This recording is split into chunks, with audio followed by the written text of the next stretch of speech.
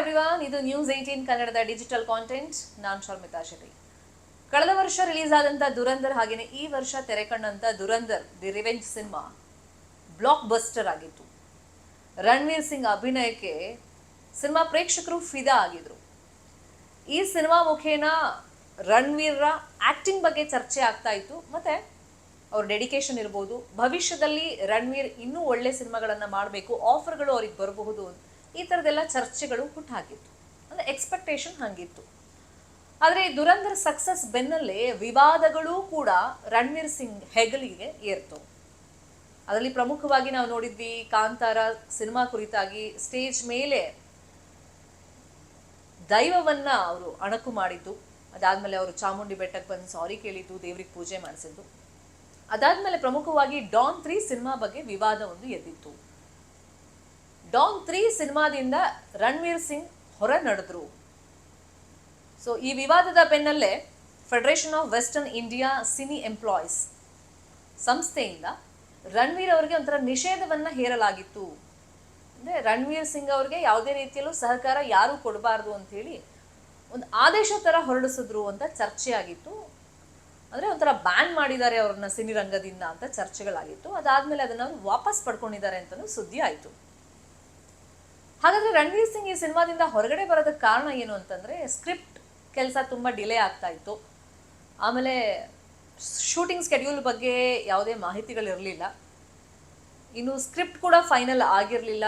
ಅದೇ ಡಿಲೇ ಕಾರಣ ಅಂತ ಮಾಹಿತಿ ಇದೆ. ಮತ್ತೆ ಸಂಭಾವನೆ ವಿಷಯವಾಗಿ ರಣವೀರ್ ಸಿಂಗ್ಗೆ ಹಾಗೇನೆ ಫರಾನ್ ಅಖ್ತರ್ ಒಡೆತನದ ಎಕ್ಸೆಲ್ ಎಂಟರ್ಟೈನ್ಮೆಂಟ್ ಸಂಸ್ಥೆಗೆ ಒಂದು ಸ್ವಲ್ಪ ಕ್ಲಾಶಸ್ ಆಯಿತು. ಹಾಗಾಗಿ ಈ ಸಿನಿಮಾದಿಂದ ರಣವೀರ್ ಸಿಂಗ್ ಅವರು ಹೊರ ನಡೆದ್ರು ಅಂತ ಮಾಹಿತಿ ಇದೆ. ಬಟ್ ಇವಾಗ ಎಕ್ಸೆಲ್ ಎಂಟರ್ಟೈನ್ಮೆಂಟ್ ಸಂಸ್ಥೆ ರಣವೀರ್ ಸಿಂಗ್ ಅವರಿಗೆ 45 ಕೋಟಿ ಪರಿಹಾರ ಕೊಡಬೇಕು ಅಂತ ಹೇಳಿ ಕಾನೂನು ರೀತಿಯಲ್ಲಿ ಕೇಳ್ತಾ ಇದೆ.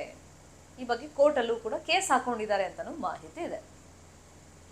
ಇಷ್ಟೆಲ್ಲ ವಿವಾದ ಕ್ರಿಯೇಟ್ ಆದ್ಮೇಲೆ ಯಾವಾಗಲೂ ಆಕ್ಟಿವ್ ಆಗಿರುವಂಥ ಪರ್ಸನ್ ರಣವೀರ್ ಸಿಂಗ್, ಎಂಥದ್ದೇ ವಿಷಯ ಇರಲಿ ಅದಕ್ಕೆ ರಿಯಾಕ್ಟ್ ಮಾಡ್ಬಿಡ್ತಾ ಇದ್ರು ರಣವೀರ್ ಸಿಂಗ್. ಆದರೆ ಈ ವಿಷಯವನ್ನ ತುಂಬಾ ಕೇರ್ಫುಲ್ ಆಗಿ ರಣವೀರ್ ಸಿಂಗ್ ಈಗ ಹ್ಯಾಂಡಲ್ ಮಾಡ್ತಿದ್ದಾರೆ. ಕಾರಣ, ಇಷ್ಟೆಲ್ಲ ದೊಡ್ಡ ಮಟ್ಟದಲ್ಲಿ ವಿವಾದ ಆದರೂ ಕೂಡ ಈ ಡಾನ್ 3 ಸಿನಿಮಾ ಬಗ್ಗೆ ಪರ್ಟಿಕ್ಯುಲರ್ ಆಗಿ ರಣವೀರ್ ಸಿಂಗ್ ಸೋಷಿಯಲ್ ಮೀಡಿಯಾದಲ್ಲಿ ಏನಾದರೂ ಪೋಸ್ಟ್ ಆಗಲಿ ಅಂದರೆ ತಮ್ಮ ಸಮರ್ಥನೆ ಏನು, ತಮ್ಮ ವರ್ಷನ್ ಏನು ಅದನ್ನು ಹಾಕ್ತಾ ಇಲ್ಲ. ಅಥವಾ ಯಾವುದೇ ಮೀಡಿಯಾ ಮುಂದೆ ಬಂದರೂ ಕೂಡ ಅದ್ರ ಬಗ್ಗೆ ಒಂದು ಸ್ಟೇಟ್ಮೆಂಟ್ ಅನ್ನು ಕೂಡ ಅವ್ರು ಕೊಡ್ತಾ ಇಲ್ಲ.